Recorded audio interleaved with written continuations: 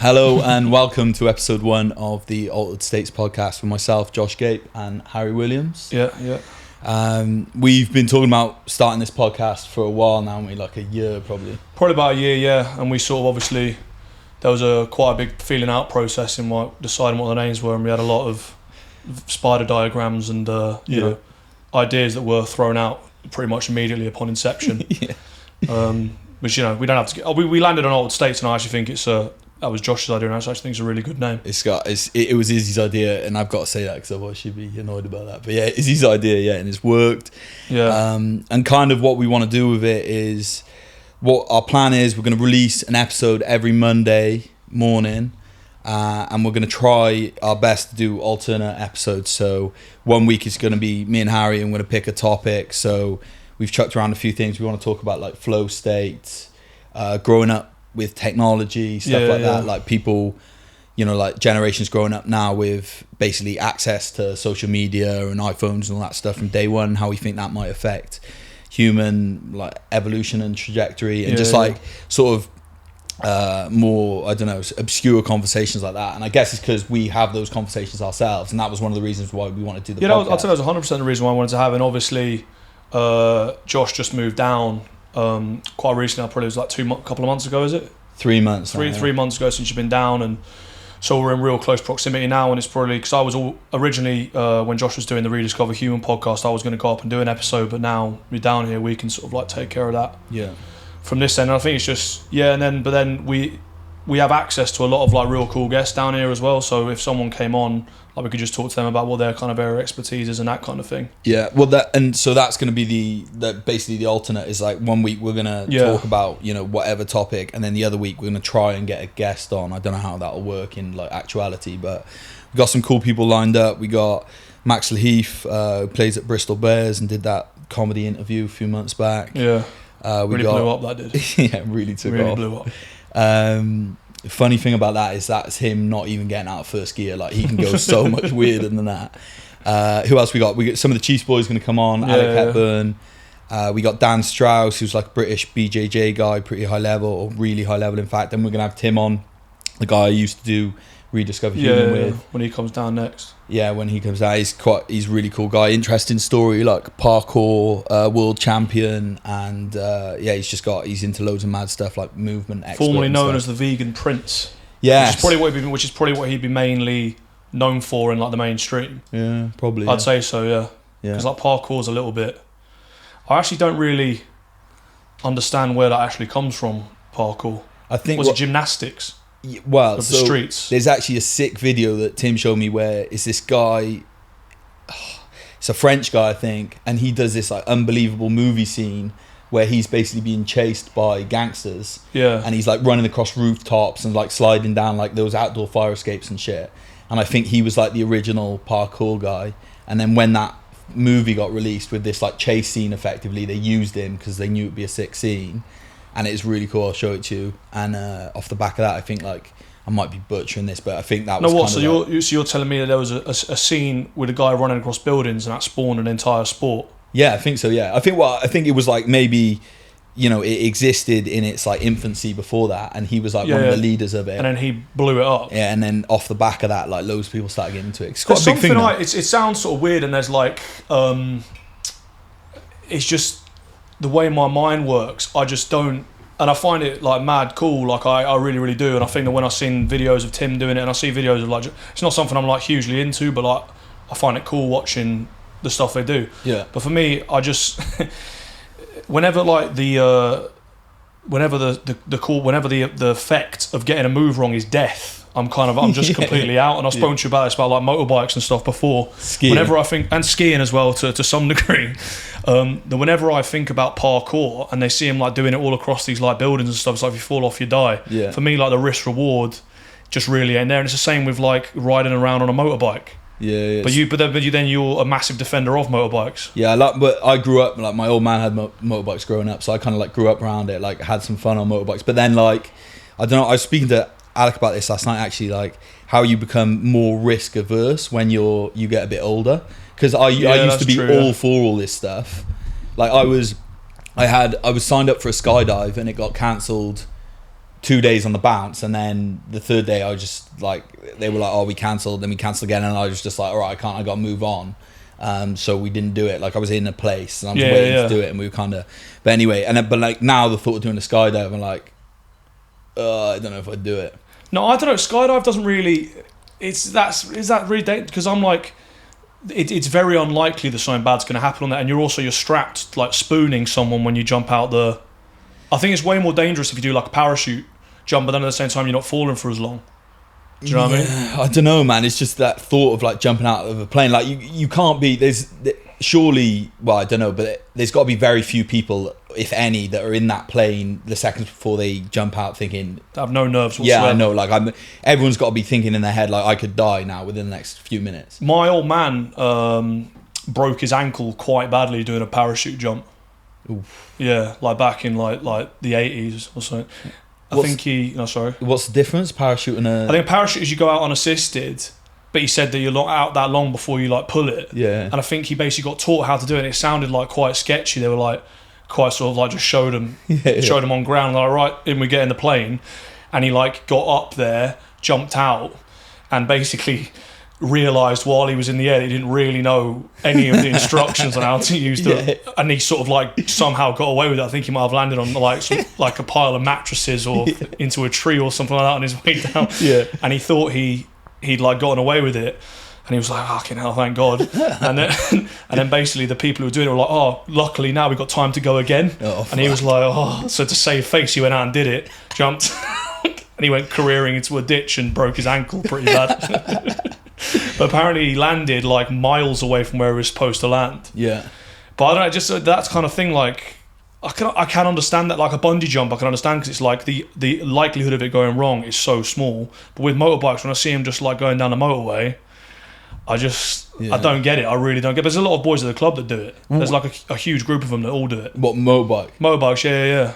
Like loads of them. Like when we talk about, like we touched on it in the beginning then about flow state, it's like I read a book called Stealing Fire by Jamie Wheal, and he's like a flow state expert. Yeah. And like that's what he says is like one of the key factors into getting into flow state is you need to be doing something which is like inherently dangerous, because it just dials your focus into that next level. Yeah. And people get addicted to that state because people feel like everything, flows perfectly. Like you're in nothing can go wrong sort of thing. You're just in this like completely like lucid state of achievement, I guess is probably quite a bad description, but anyway, and I guess that's what people get when they do these extreme sports like motorbike riding, when they do like, I don't know, downhill, normal biking and shit like that, where it can be dangerous. Like you're completely in that present moment, you're not thinking about anything else. Like you hear it with like cage fighters. I heard Carl Kingsbury talking about this, where he said basically like he grew up, he had like quite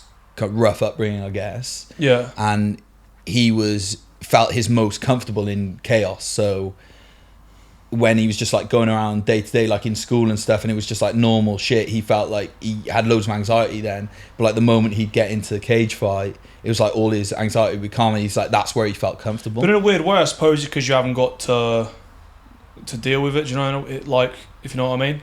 Like when you're going about your day-to-day business and stuff, and I think it's like part of a condition of the human consciousness is you constantly think about stuff that's happened and stuff that's going to happen. Yeah. Whereas when you're doing a task and you're completely focused on it, there is nothing outside of that. Yeah. It's actually quite why I do enjoy playing sport, because it's like, it is very meditative, and it's something that I only kind of realised probably quite recently. Yeah. Because you can't help but be totally focused on the task at hand, and it's been especially good given everything that's sort of been going on over the last sort of year and a half, where it's been a little bit kind of like, strange and up in the air and difficult at times. when you have something and it's not like you have to apply yourself to it, you just, you know, compulsory almost have to completely apply your mind to think about it. Yeah.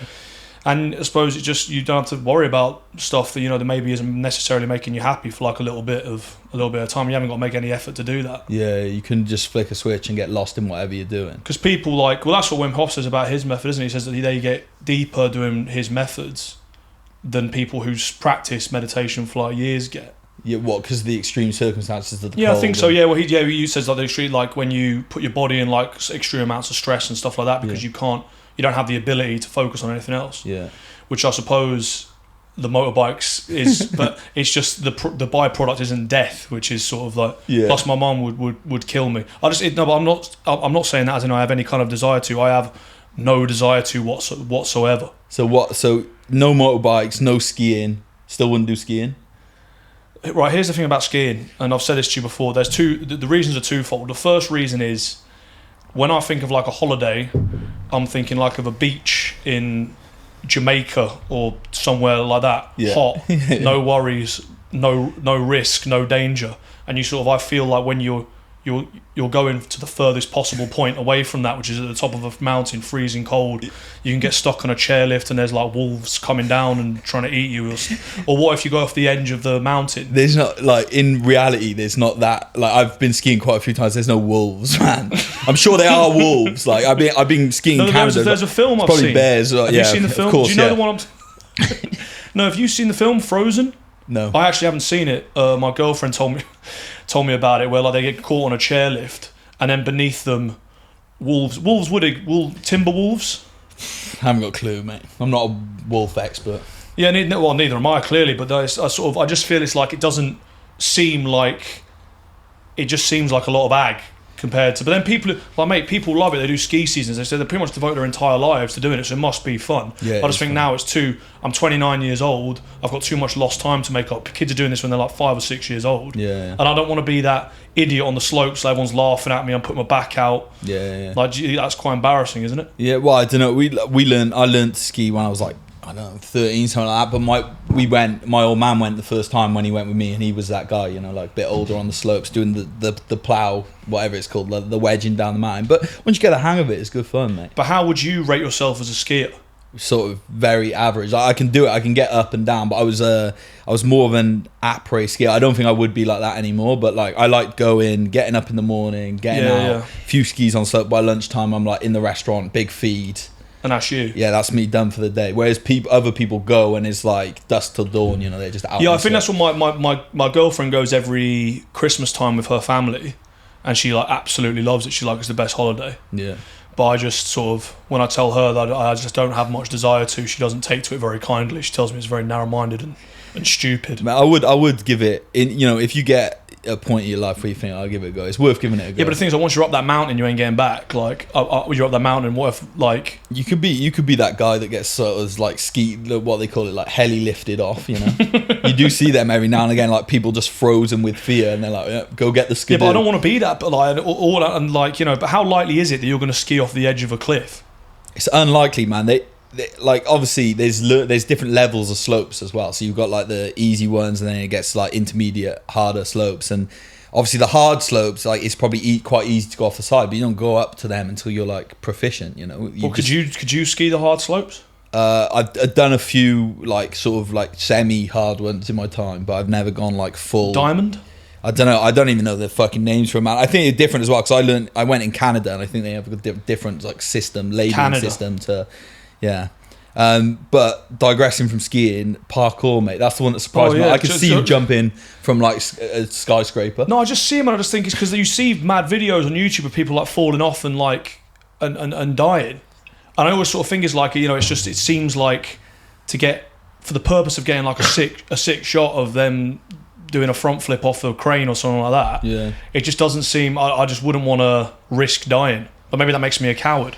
I don't know. It's like, it's different, innit? Like, I'm sure like some of those parkour guys, it would scare them shitless to go play a game of rugby. But it's just you're not, no offense, but you're not built like a guy that can sort of like leap from rooftops. You're built for being a prop. Yeah. But like on that, so like I really think these guys some of them are just so fully addicted to the adrenaline. Because I watched there's like a group of free runners from Brighton called Stora. They're like got massive. Like, I think YouTube I have actually following seen them on online. Yeah, they if you've like watched any of Tim's stuff, their videos always come up as suggested, and they did a video which is like on Amazon Prime. I can't remember the name of it. Yeah. But they go to Asia and they're doing all roof jumps. And there's this one guy who like he's out of them all. I think he must have the biggest jump or whatever, because he goes to do this gap and it's like ridiculous. And they're kind of saying like, don't do it, basically. Yeah. And he's determined to do it. And as he goes to do it, like the security come out of the top. Like on the films, like those bits come out of the roof, and they're like, don't. They're like trying to pull him down, and he runs and he jumps and he just makes it, like catches his toes, just makes the other side. Yeah. And he's so pissed that he didn't like land it properly that he like resets and goes straight back across and lands it right. But what does he? And if he'd have fallen, that'd have been him. Like, oh yeah, mate, he was 100% dead. He's like a 100-story building. Yeah, I just don't know. It just gives me the heebie-jeebies a little bit. But there's like loads of like I was talking about this with some guys the other day. There's sort of things that people like doing or people enjoy, which I just like don't get. And I think parkour might kind of be one of those things. It's the same as like Lee Evans. I told you about Lee Evans the other day. Yeah, I agree with you on. Do you know who Lee Evans is? Yeah, I know. He's a British comedian. Yeah, but I just don't. He just garners this enormous audience, and I just watch him, and I'm like, I'm all power to Lee Evans, man. Like, I really. I appreciate the fact he's making a good living for his family and he's got such a big following, but I just watch him, I'm just like, I just don't get it. Yeah, but don't you think that about like the vast majority of programs on TV? Like you flick some of this shit, you see it and you're like, how can anyone watch it? But yet they got loads. Now, but here's one, because I thought that about Keeping Up with the Kardashians because my girlfriend loves it. Yeah, and I was like, and then she said a fair point, and I do actually agree with her, is they're actually like geniuses. Like what they've created, or what Kris Jenner's created, like with their whole family dynamic, because they're just this like mogul powerhouse business machine. Yeah. And I was like, oh, it's just rubbish, it's reductive, it's, like, what's the point? And she had it on, and then like 10 minutes later I was like snake charmed. I was like just staring, watching. I was like, oh, the colours are quite nice, aren't they? They're all that's it. I was sort of like, Jesus, it does kind of lure you in. Honestly, it was like, I don't know where the last 10 minutes went, but then I'm just watching. I'm like, so how do these lot know each other? And is that her boyfriend? Oh man, I don't know what it is. There's something about these shows that just they do. I think it's because it's you sort of, it's the same. You just don't know. They're just easy to watch. Yeah, they just numb the mind, right? And I'm sure there's like clever camera trickery going on where they're like changing. Yeah, kind of like what we're doing with this camera we bought, where it like changes the viewpoint. The multi-directional camera. Yeah. That's what Josh called it before we started. Technical name, the multi-directional camera with lots of cameras. Yeah, 3 cameras. 3 cameras. But yeah, they do all that camera trickery, so it like keeps you enticed, right? But have you ever watched Love Island? Yeah, I have back in the day. Yeah, when we lived in the house in Peckham, the boys used to watch it. Would you ever watch that now? No, I would never watch that now, mate. I just think it rots your brain. Like you could do. The thing is, right? So you get into the evenings, and I'm like, this is like when I finish my day, I like to like get outside, go to the sea, or like go for a walk or whatever, and then in the evening I can sit and like if I watch something on TV, like so. People Just Do Nothing is a perfect example. A great show. Love it. It's proper funny, but at the same time, I finish watching that, and you're like kind of like hyped, right? Yeah. I've been trying to like disconnect from the TV in the evening as much as possible, and I just find like if I disconnect from the TV and I'm just don't watch it, I'm on my phone and shit less, then I just sleep way better. And yeah, I don't know whether this is like from getting like as I got older, whatever. But I just love like how fucking sad it sounds, but like I like getting up early in the morning, being super productive, having had a good night's sleep. Yeah, I value that over watching. I know what you mean. I would never have a TV in my bedroom. Yeah, like I just don't really. Whereas it's sort of like I used to live with a fella who said that. Obviously won't name names or anything like that. Yeah. But he said that when he moves into a house, the first thing he buys is a TV, and that was true. He did just buy a TV, and for a while he had that and the fridge, and that was it, and nothing else. Seats. No, it was before seats came, before everything. He said he just wanted just a TV, and it was a big TV as well. It was about as big as this back wall, like.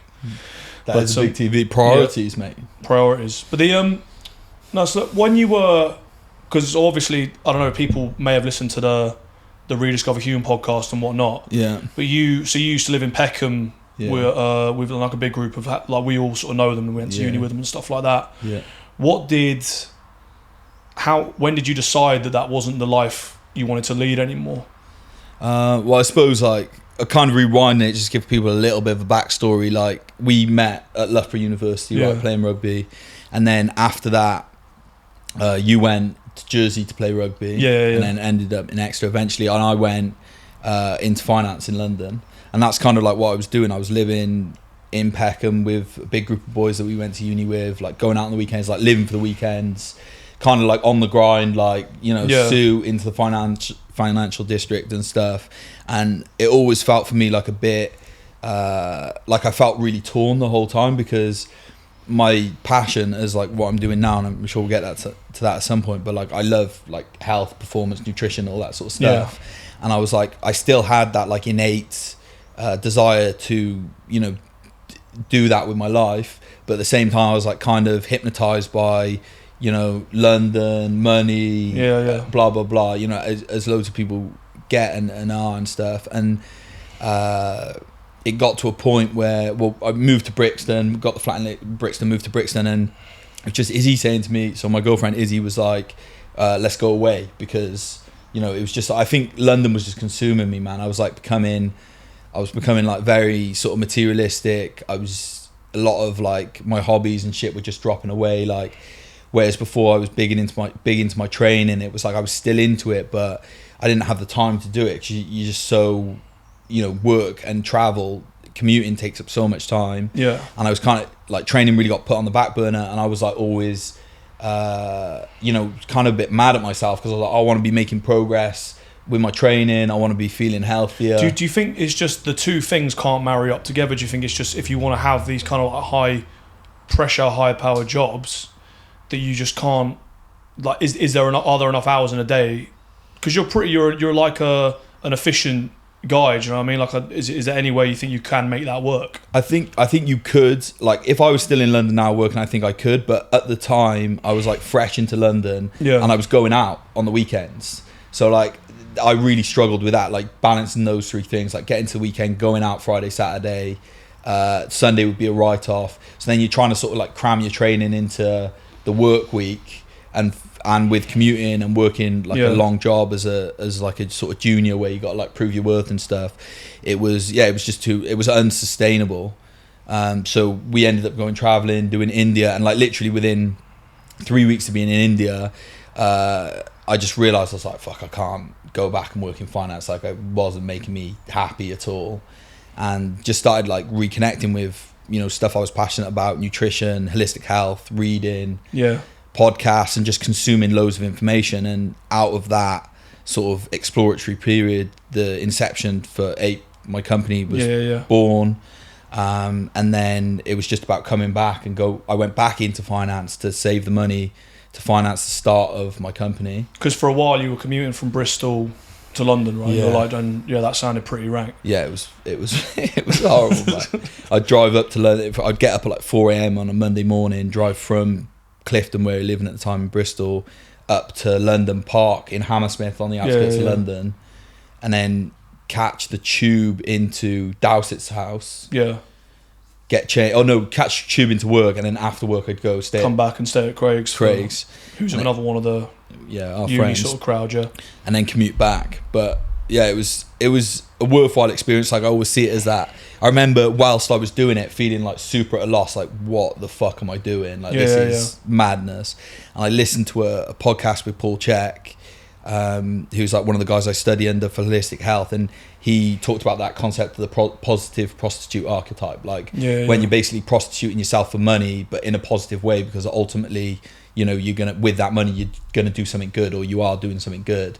And I think that concept like really helped me get through that period, because it was like I could accept what I was doing in that time. It didn't matter that what I was doing wasn't making me happy, because I was creating the ability to go, do something. Does he only say it's so the idea that it can be, you could have that positive archetype of like being a prostitute, is that, do you think it's solely dependent on the fact that it's like a temporary fix, you're only doing it temporarily in order to achieve like a goal at the other side of it? Yeah 100%. Then it's sort of, I wonder like if a lot of people go in having that mindset but then just get like caught up in it all. Yeah, well I think with I don't know, with like working in London and working in jobs in general, it like kind of, especially in London, I suppose it's like a bit of a flash in the pan for some people, because you get there out of uni, you're fresh faced, so much stuff to do, like a lot of people are there, friends from where you've grown up are there, people you went to university are there, people college, and you're like multiple friendship groups, you're going out all the time, and and then next thing years have gone by, and maybe you've bought a house, you've got a mortgage now, and you're kind of like stuck in,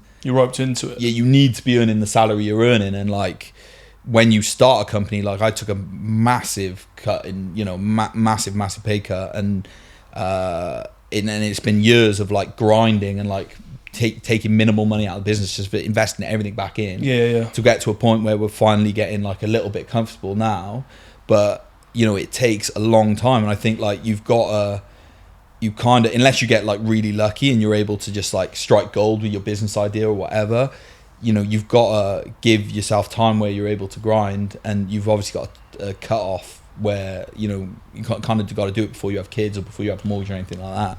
But I suppose it's actually, we were like referencing earlier, it's probably like a positive of like the digital age that we live in, is that you almost don't need like a leg up from anyone. You don't need to be given publicity by anyone. Like if you have a good enough social media following, you can make like any kind of success at yourself as you want, and you can completely control the content you put out. Yeah. Because I realise this sort of about a lot of the stuff around like rugby interviews or interviews that other people do of you, that it's completely changed the narrative now, because maybe you don't want to be a quote you've had taken out of context. Maybe you don't want someone like trying to interpret the message you're trying to put out. Yeah. And like you can do it with the 8-page, you can put out whatever you want to. So I suppose like ultimately your success is you're completely accountable for it. You don't need to ask someone, oh, can you do this? Can you give me this kind of leg up and that kind of thing?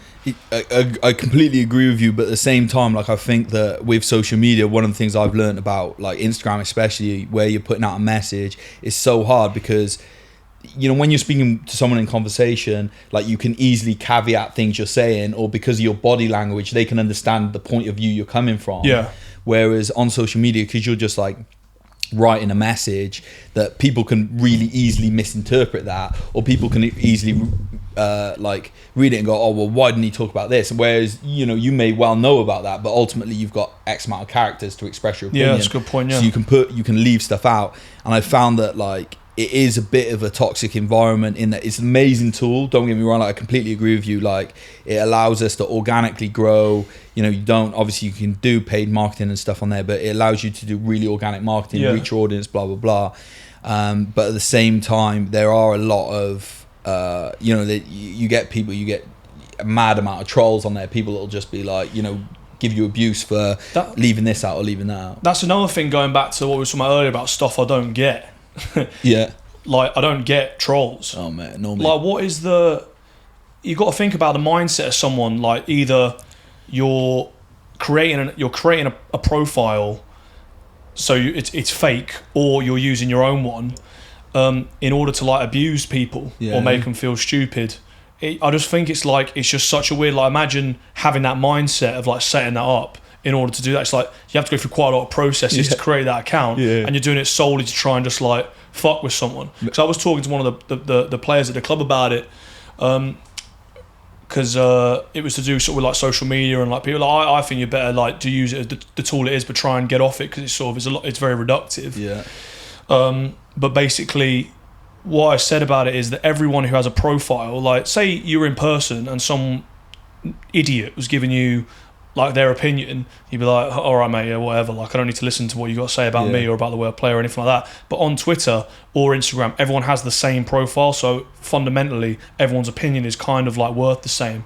Like you could be like a 20-year long coach, do you know what I mean? Your profile's the same as some guy who's created it literally for the sole purpose to abuse you. So with no image and no name. With no image, so it like doesn't matter, and it's just like, but it's just, I just find it such a weird like the psyche of these people that it takes to like do that. I know, man. They're at the bottom of the barrel as well. The people that just like come on and troll people with like no image, no name, no accountability, and they just like just send in abuse. And like, I just think with that, like you speak about like people, you know, people at Exeter, like rugby players, like you think about their experience, like all of you have probably had like a relatively similar story where you've had to work your ass off for like basically your whole life to get where you are now. And like, yeah, it's like obviously it's an amazing job to have and stuff, but like it's not easy. Like it's not easy doing like what you're doing.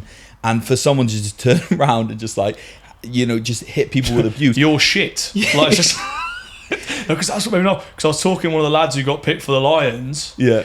And he said, and he's like, I had my first bit of hate mail today on Instagram. And I was like, what did it say? You're shit. And he was like, actually, yeah. And he turned his phone to me and it literally said, you are shit. I was like, it's just like I just want to know what has gone through that person. It's just like, he feels you need to know that information so much that he goes out of his way to, it's like, this is, I know. Like, I just, what do you hope to achieve from this? That's the thing that I don't fully get. It's like, it's just like writes it down. It's not about I am shit. Like, what do it sends him into this like mad contemplation, like what he needs to work on. Yeah, it's like maybe he's just trying to help me out. I need to work on like, you know, my clear out and my tackling needs to be better. I need to just get a bit bigger in the gym. It's like, it's just such a, I can't, and that's a complete affectation of like the modern mindset. But that's really recent. Like we wouldn't. I think that's not been around that wouldn't have been around for 10 years. No. When YouTube started and like you see the videos of like, I don't know what would be like, I can't even think of when the original YouTube videos. I remember the first one I watched was like a Transformers voiceover video. Okay. You ever seen that? No. Oh, I've got a technical error. Just hang out. Technical error.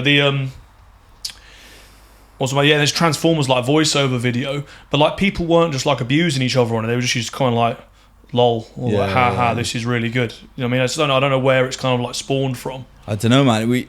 It's something at the moment where like people is just like happy to hand out, like behind their keyboards, just like happy to hand out abuse. And it's just like, it's not a fucking good. It's like that, like, you know, when you're growing up, your mum says to you, you know, if you got nothing nice to say, don't say anything at all. That really rings true with this. Like when you like, and especially when you.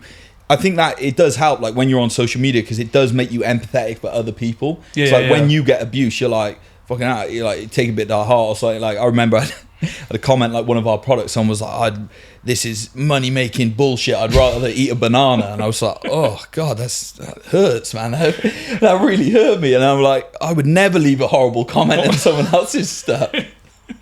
But you just like quickly get a thick skin to it, you know. But do you think there's an answer to it? Like, because this is what I was like what I'm sort of like, I think you should be able to say whatever you want, but that doesn't mean you like sort of, because you can say whatever you want, it doesn't mean you should say whatever you want. Do you know what I mean? But like, it's a weird one, because it's like, it is anti-free speech, like to say these people shouldn't be leaving these comments. I just think it's more like a grassroots mindset thing where like, it'd just be better if people didn't want to say that kind of shit to people, to like make them feel really to try and like get under their skin. It's just, I don't know where it comes from. I don't know what.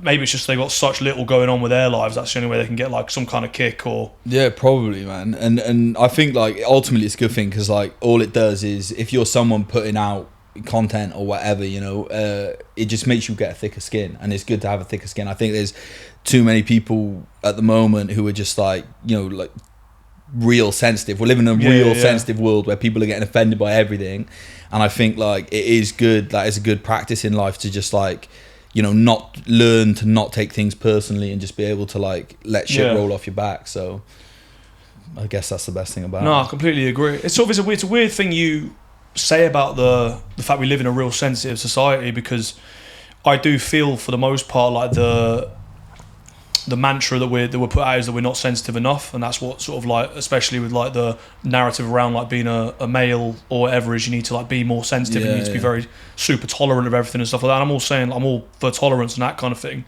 but I agree as well. I think it's like people need to be a little bit tougher, like just with the way they approach, like, so to not take everything so to heart, I suppose. Yeah, well, I think it's like, obviously what I've just said is a massive generalisation. This is exactly what, if I would have said that on Instagram, I could have got a load of abuse off the back of it. Yeah. But it's like, I think generally there's a lot of people in the world that probably need to like learn to not take things so personally and toughen up, and that's not an easy thing to do. Like that's a practice, and you've got to work at it. Yeah. But you know, on the other end of the spectrum, you do have like people who probably don't speak up enough and like probably shoulder everything, and then it bottles up and it gets too much for them, and then it creates issues like psychological issues and stuff that way. Exactly. So like there's, you know, obviously that's what I said originally was a massive generalization, but it's like any of this stuff, and that is perfectly exemplifies what we said about Instagram earlier. Like there's caveats in this, right? And there's different groups of people, and different groups of people need to act in different ways.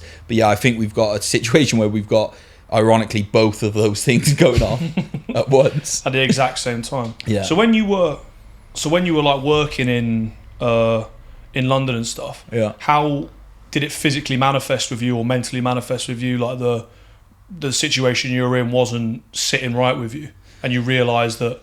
Did you, before you went away to India, did you think I'm gonna have to change something here because this isn't who I'm not acting in a way that's congruent with my character? I think it was more. It wasn't so much before I went away. Like before we went away, I was like fully set on what I was doing. Like I had this like image in my head of, you know, where I wanted to get to with my job, and like what, you know, house I wanted to buy and all that sort of stuff. Yeah. And it wasn't until I like extracted myself from that situation, I was like, fuck, actually, I've just been working towards stuff that I've got no real interest in getting. I was just caught in the like London hamster wheel. Yeah. And then it was when I got back, that was when I found it really tough. And it was just, I felt it was a weird, it was like a weird thing inside me, because I was like, right, I'm doing exactly what I was doing before I went away, which I was chilled with then, which I was able to get up and get on with every day. And now psychologically, I'm finding it really hard to go do this every day. And I kind of had that thing in my head, I was like, why can't I just get on with it? I was fine with it before. But I spoke to Warren about it, one of the Czech coaches, who we should definitely get on this, by the way. And he was like, well, yeah, of course, like on a subconscious level, you've now got like disparity in between what you want to do with your life and what you are actually doing with your life. So you've got this like subconscious friction going on, and that's what's causing you these issues. But it's mad that you couldn't separate that, even knowing that you only had a short period, because you were literally doing it to like get some capital in order to like move down to Bristol and all that kind of stuff. Yeah. But I don't know, I wonder if there's a lot of people who maybe feel that kind of way, but it's like it's the, so speaking about archetypes, I suppose there's like there's an archetype around the masculine or a male. You need to go out and grind and work and put food on the table or whatever, and that's kind of what makes me a little bit sad for people. It's like some people do get roped into these situations where they have to do it and they can't get out of it, and that's them. That's like your life, you know. And like I don't know necessarily, like people say, oh, you need to get one go around the track. I don't know if that's the case. Like I don't necessarily believe that. But that's a different episode, you know.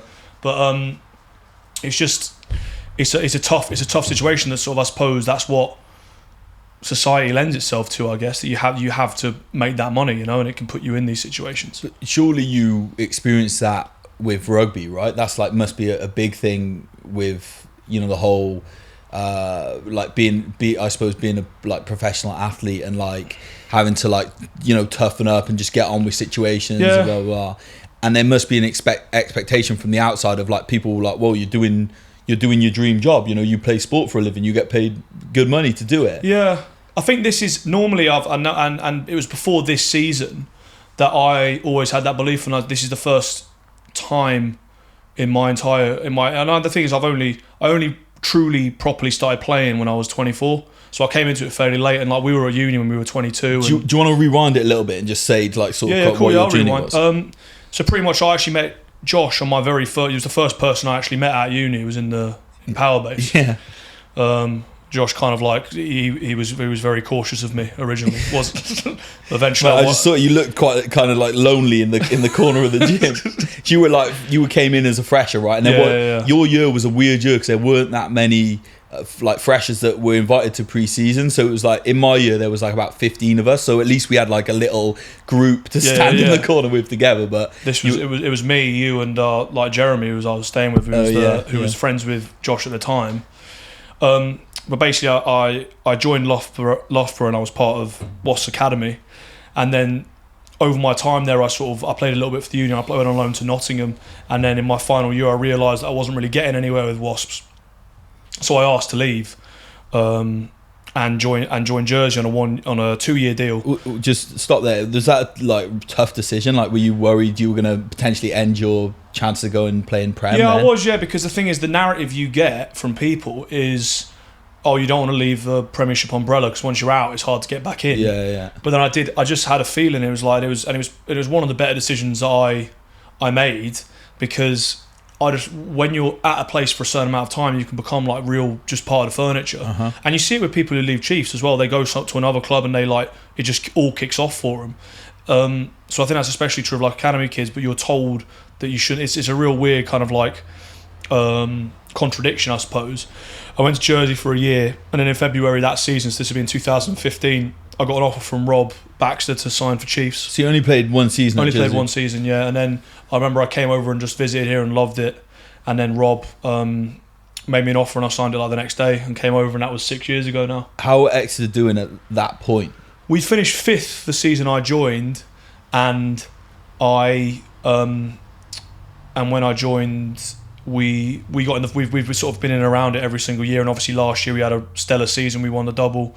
We've only just lost the final, so sort of still kind of processing that defeat and that kind of thing. I've spoken to you a little bit about it. Like it's difficult, and you're with a team so much that you become so close to them. It is really hard when you sort of go through these things together. But it sounds weird. I do think it is good for your character to go through hard situations like this, because it does help you sort of put things in perspective, and it helps you process adversity, same as process success, you know. Yeah, for sure, man. Like that's like you said, it's like these are the moments where characters built. Like if you just go through and you won every season and blah blah blah, and it was just like a breeze, you wouldn't learn anywhere near as much of the lessons you would like through going through losses. The thing is though, it's like what's tough about it is that we've just been given a very hard lesson, and sometimes that situation is sometimes you have to learn something, but you're taught it in the most like brutal way possible. So, and we have done. You know, we underperformed on a really big stage when there's fans back and stuff, and that's been a big drive for me this season. Like up till now, I've never had any kind of hint of burnout. I've never been slightly demotivated. I've never found it hard to come into training. I've always loved it. I've always loved playing. Yeah. Good or bad, like played well, played badly. The training's hard. The training's good. The weather's shit. The weather's really nice. I've always had the same level of desire, and this season's the first time I've ever experienced a dip, and it's sort of around a lot of things. It was hard to go to the games with no crowds, and because it's an emotional game, isn't it? Yeah, Rugby and that sure. kind of thing. So when you go there and it's just like silent, it feels like there's no big event breaking the weeks up. You're just like kind of on this like hamster wheel, I guess, of like these sort of half training games against other teams. Because when we initially went back in 2020, it was like, right, we've got this small phase of games now with no crowds. Once these are done, these are the only times it's ever going to happen. Like I remember thinking that European finals, like this would be the only final I'll ever play without the crowd. So in a weird way, it's kind of like a motivator. And then the season reloaded, and we're straight back into the exact same thing. And I just think it was hard. I personally found it hard anyway, and there might have been a feeling around the squad. It was difficult, you know. It was tough. And I suppose like you touched on it then, but because of COVID, the season stopped, and then you came back and you finished the season, and then you rolled straight into the next season. Straight into this new season. So it was like you had an extended season as well, second time round, which obviously, you know, you guys play a lot of rugby, and it's like physical sport, right? So a season itself you must feel knackered by the time you finish that. Never mind like a season and a bit. Yeah, I think so. Yeah, it was more like we've got some time off now, and like while I don't think there's going to be much going on, it's actually not a bad thing. I think it's just really good to just sort of like recalibrate and just like I'm probably just refined, I don't know, like your mojo a little bit or something like that. But like I'm almost, like, it sounds weird now, like I want to switch off and I want to forget about the sport for a while and sort of like just do other things and just get out on Dartmoor and that kind of stuff. Yeah. But then I'm actually quite looking forward to having a full pre-season. Because I haven't had one for years and stuff, and like getting my body completely right and that kind of thing. Yeah, for sure. So sort of like different motivators and stuff. But that's why the first lockdown, it was like quite good, because you could train a different way, and there wasn't like your body could like feel nice moving again and that kind of thing. Yeah, for sure. You made a lot of progress during that. You know, yeah, I mean, it was a cool. But I think it was sort of there was like a team. It definitely felt like it was like the team was powering the individual, because there was a lot of other players like John Hill, for example. He's away now with the Lions, and he came back like a completely different guy. He was like way bigger, and he was like been awesome since he came back. Yeah, he's been ridiculous. So for those, I almost feel it's an unbelievable achievement for the lads going away to South Africa.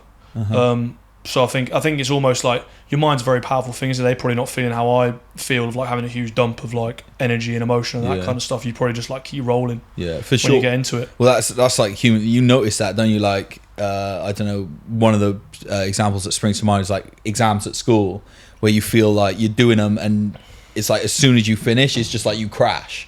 And there's something where you can mentally like have a point in the future where you're like, I need to get to here, and you just like can grind, and then as soon as you hit that point, it's just done. Yeah.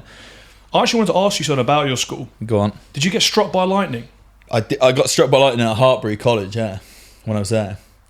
We play. Well, I tell people that, and they say I'm lying. Well, so I didn't get directly struck by lightning, but we were playing touch rugby, and it was like thunderstorm. Yeah. On the grass, like at the back of the pitches, and it was like, you know, when it was like that game where when someone scores, you like they turn around and they start just attacking back the other way. Yeah, a little sort of like 3D touch. Yeah, like that. Nah, that's not 3D touch. Oh, I don't know. Just like, yeah, you're right back. I know what you're talking about. You know what I'm talking about, right? Anyway, so we're playing that, and me and I think we just scored or whatever, and me and this other guy, Chudsy, were like right at the back, so he just like couldn't be to run up the other side of the pitch. Yeah. And lightning hit the rubber crumb, and we were like closest to it, and I just felt like this. I don't know, like, you know when you play those arcade games where you're a kid, you hold the thing and it like electrocutes you. Like just felt that rise up through my body and like into the top part of my head, and just the top part of my head like buzzed for like a second, and I was like, the fuck just happened? And I looked over at Chelsea, and he'd had exactly the same experience. So I didn't get directly struck by lightning, but indirectly I did. But is that a true story? That's a true story, yeah. Yeah. It's just completely fabricated. No, it's not. No, it's not a true story. But that's quite ridiculous, isn't it? Yeah, I guess so. It's kind of mad. Like, you seriously downplay that. I can't believe you haven't told me more about that. Well, that's it. Like, that's the story. Or did anything happen to you afterwards? Nothing happened. No kickback from it. Nothing. Yeah, it was just like a weird. But what did your mum and dad say? Mate, I honestly don't even know if I even told them. Like, you didn't tell them you got struck by lightning. Maybe I did at the time. It's pretty rare. Like, maybe I did at the time. I've got like a memory like a sieve, so I don't really remember. Yeah, no, I don't. I think that's quite wild. Yeah, it's a bit. Do you think it had struck you directly? It'd have killed you? I don't know. Maybe. Like, what happens when people get struck by lightning, Lewis? You can look it up. Mate, one of the things I wanted to ask you actually, when it popped up when you're talking about them, was the losing the final like the biggest adversity you think you've ever faced with rugby? No, I'd say definitely it was not getting picked for the World Cup. That was the hardest. That was the hardest thing, I'd say. Okay, and you feel like go on. It's more like the not getting picked for the World Cup was I felt that I'd done my best and I'd come up short. Yeah. So that's almost harder than feeling like you haven't played as well as you can do. Yeah. Or you've allowed yourself to become demotivated or not. Do you know what I mean? You haven't shown the best of yourself. You show the best of yourself and you come up short. I almost don't know if that makes you feel better or worse. Yeah. I don't know. I think for me personally, like when I know I poured everything into it, even if it means I haven't quite made it, I think like at least I've given it my best shot. Whereas I feel like if I've done something personally which is mean, you know, I was underprepared or I wasn't on the ball that day or whatever, then I'm like, I kind of beat myself up a little bit. I think that's a fair sort of point. It was more like, it was with the World Cup. It was real kind of strange actually, because I got told I wasn't involved, and it was like, did you ever have it? So you know, like you might have had this. Say you've been traveling or you've been like having a wild time and stuff like that. Like you've been out in like Ibiza, and you arrive home. And it's like the cut-off between, so you're like on the airport, then next minute you're in with your mum and dad having a cup of tea, eating the food, and you've gone from like this wild experience to like just back to complete sort of like a mundane, you know, or like not mundane in a bad way, but just like very sort of like normal normality life. And it can be quite sort of like jarring. And I kind of had that, like I've been in Treviso training and I played the game against Wales and it was a full stadium, and I've been like preparing myself to go to Japan. I thought I was going to Japan, and I went from that. And it was just like zoom, straight, there was Chiefs weren't training. They had a 2-week break in their pre-season, so I kind of went from doing all this stuff and preparing mentally and training and doing all this hard stuff to just like being back at home with my parents, and like I was really sort of sad and upset. And it was just a very sort of strange like shock to the system, because I almost felt like I wanted to go back into training at Chiefs just to try and like keep my mind occupied. Whereas now looking back, I should have probably just processed. It took me a long time. It took me almost a year, I reckon, or maybe like months and months to process what my actual feelings towards it were. And like, because I had all this sort of other stuff, and it kind of manifested itself in like anxiety and stuff like that. It's hard to know, and like when you're in those situations, your mind's like so clouded by what's gone on. It's hard to know how to react. And do you think that like experiencing that adversity has taught you, because speaking to you from what's happened at the Prem final, you seem like you've got a real clear idea of how to reset yourself ready for next year now, and you think because you've had that original experience, you've gone through that, now you know how to deal with stuff? I think so, definitely. Yeah, I think it was sort of hard. So ultimately, like, while it was very, very tough, it did teach me a lesson, I suppose, that like nothing is ever really that bad. And what's that Eckhart Tolle book where the kid comes out and he's like, oh, my ship's just crashed. Do you know what I'm talking about? Have you any literally no idea what you're talking about. You mean so I know who Eckhart Tolle is. Yeah. I've got that much. A New Earth? What's that? It's called a new Earth. Look. A new New Earth. Yeah, sorry. A New Earth. It's this New Look by Egbert Tolle. But yeah, with a guy. Should I just leave this example, or do you want to? I don't know. If you think you know it, no. Basically, apparently, you told me this. I haven't read this. This is quite bad. I haven't read. I think this is what it is. So the guy comes out and he's crashed his ship, and he sees some kids, and he goes, "Oh, I've just crashed my ship. All this mad stuff's happened to me. I'm like really concerned." And the kids go, "Oh, well, are you all right now?" And he's like, "Yeah." And they're like, "Well, what are you worried about then?" Yeah, this is Aldous Huxley, The Island. If you would have started with the right book or the right author, I might have known what you're talking about. Yeah. But you've got is the story Aldous Huxley right, the guy who came up with Scientology? No, I don't think so. No. That's what's he called?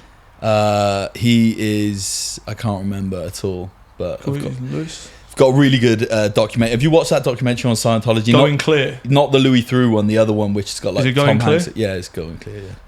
Yeah. No, I don't really. I sort of watched it, but I just think I don't really. I'm gonna put that for people to watch. It's so good. Scientology Going Clear. Yeah, it's really good, man. It's mad interesting. Yeah.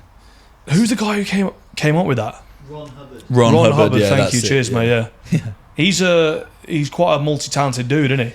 He was a science fiction writer, and he used to write these like what they called penny books. Like in the war, they were like tiny little like science fiction storybooks.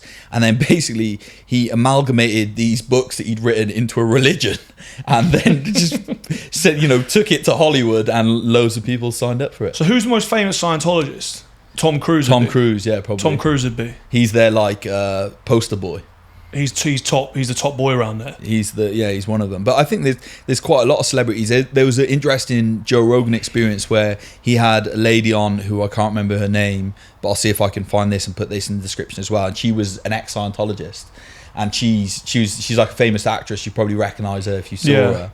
And she said she was literally locked in the building. She was like started to speak to people like her friends about potentially leaving, and the next thing she knows, she was like someone had grasped her in. And she was like held prisoner.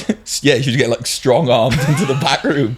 Like you're not going anywhere. You have to give over all your info, don't you? So like if you have to show you're so willing to commit, that they have all like personal info on you and stuff like that, and they're like, we can like destroy you if you think about blowing, because you have to pay to different sections and that kind of stuff. I know a little bit about it. Like I'm pretty sure like people basically hand over their life savings to like buy themselves up levels to like learn more information, and you basically hand over. You kind of like.